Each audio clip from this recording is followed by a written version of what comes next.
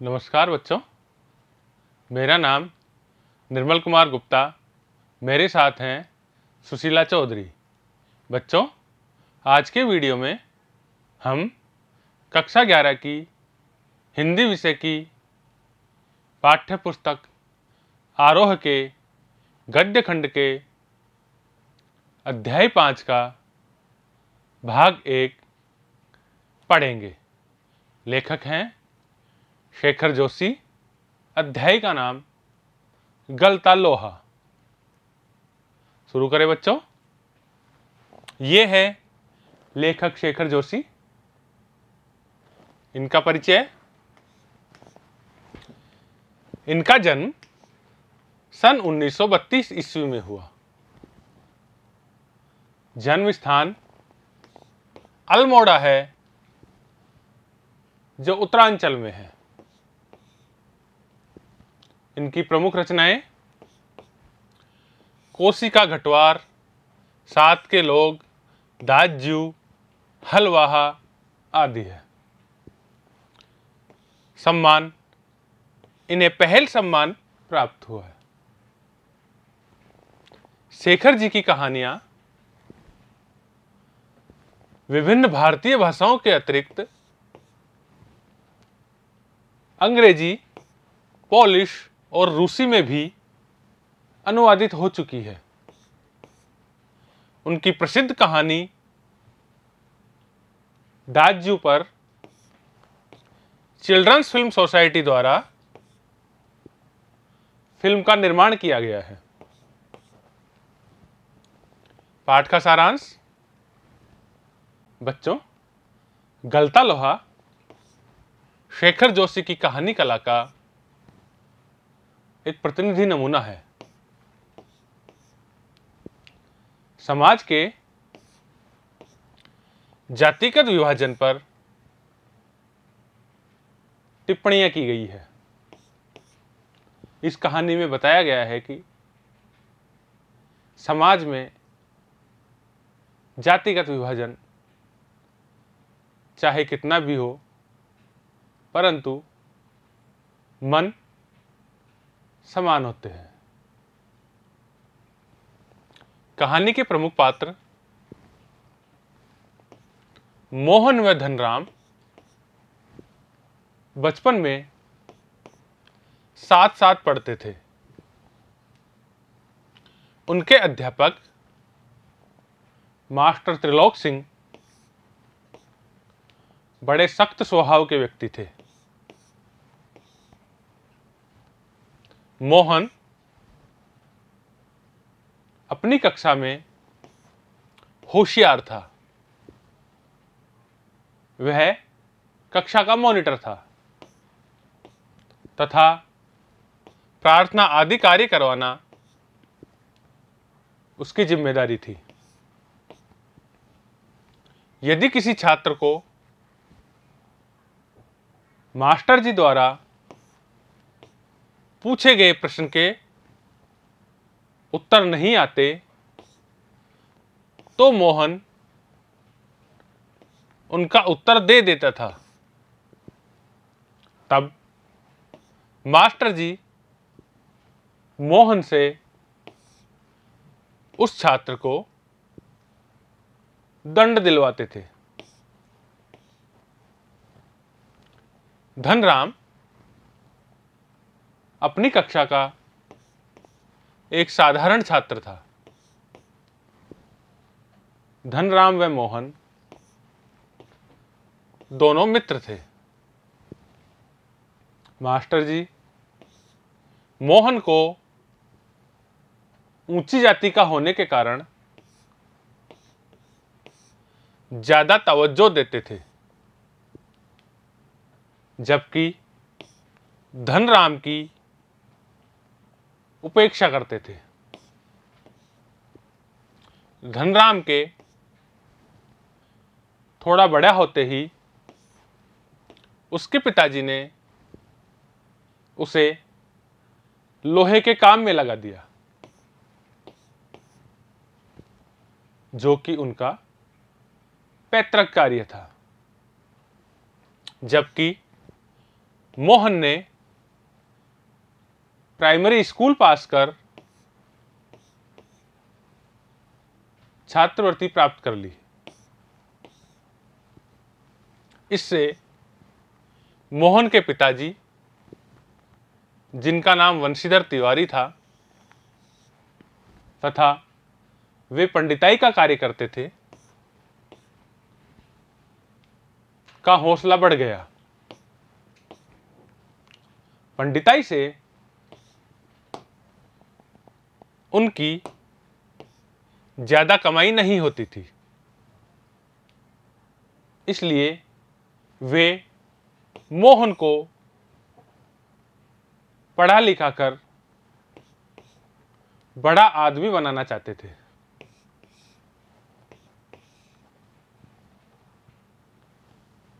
एक दिन उनकी बिरादरी का एक युवक रमेश गांव आता है तथा मोहन को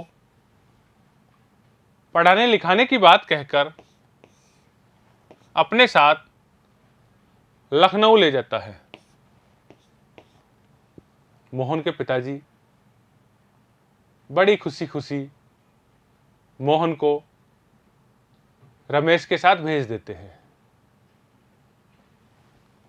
लखनऊ में रमेश का परिवार व उसके पड़ोसी मोहन से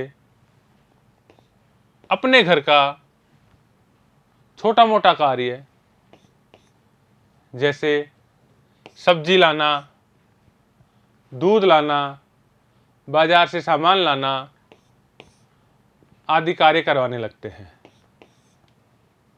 इससे मोहन की पढ़ाई बाधित होती है। कुछ दिनों बाद रमेश मोहन को एक छोटे से स्कूल में भर्ती करवा देता है। इस प्रकार मोहन को पढ़ाई के स्थान पर घरेलू कार्यों में लगा दिया जाता है तथा मोहन जैसे मेधावी छात्र का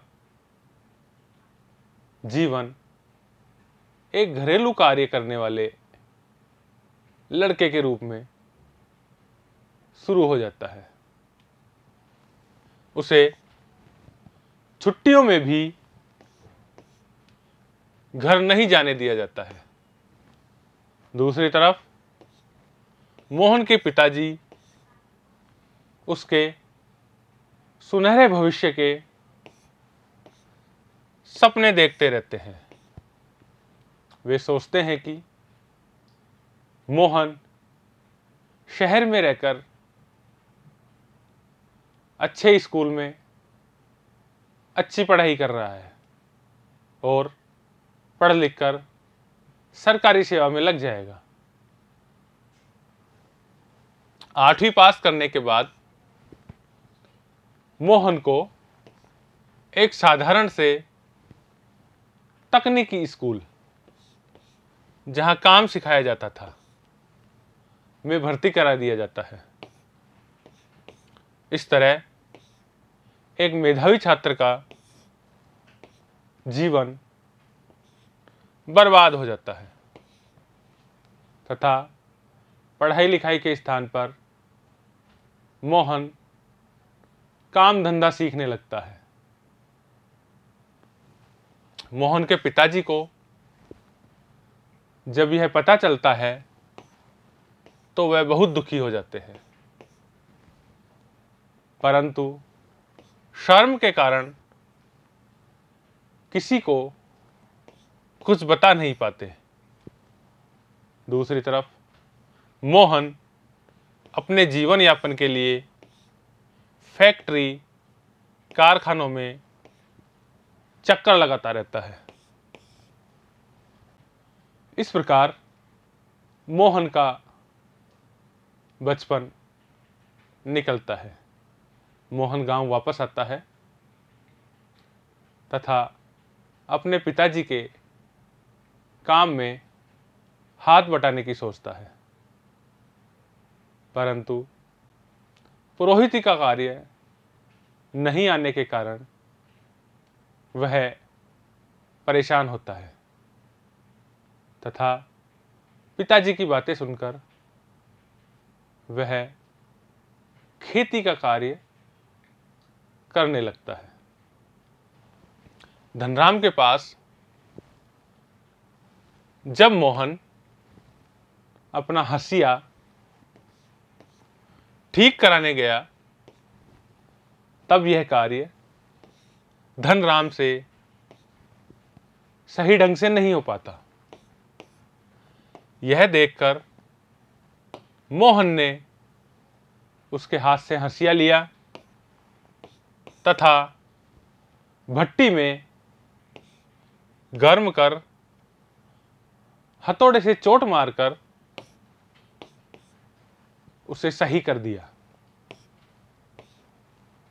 यह देखकर धनराम आश्चर्यचकित हो जाता है।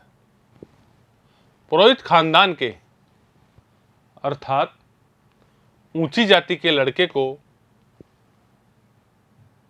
इस प्रकार भट्टी पर कार्य करता देख वह हतप्रभ हो जाता है। दूसरी तरफ मोहन इन सब से दूर अपने कार्य की प्रशंसा के लिए धनराम की ओर देखता रहता है। इस प्रकार इस कहानी में लेखक ने जातीय अभिमान को बेईमानी बताते हुए मेहनत कशों के सच्चे भाईचारे पर जोर दिया है। बच्चों, ये थी मोहन और धनराम की कहानी, जिसमें लेखक शेखर जोशी ने जातीय विभाजन पर टिप्पणियां की है। इसे आप वीडियो में बार बार देखें, समझें और याद करें। धन्यवाद।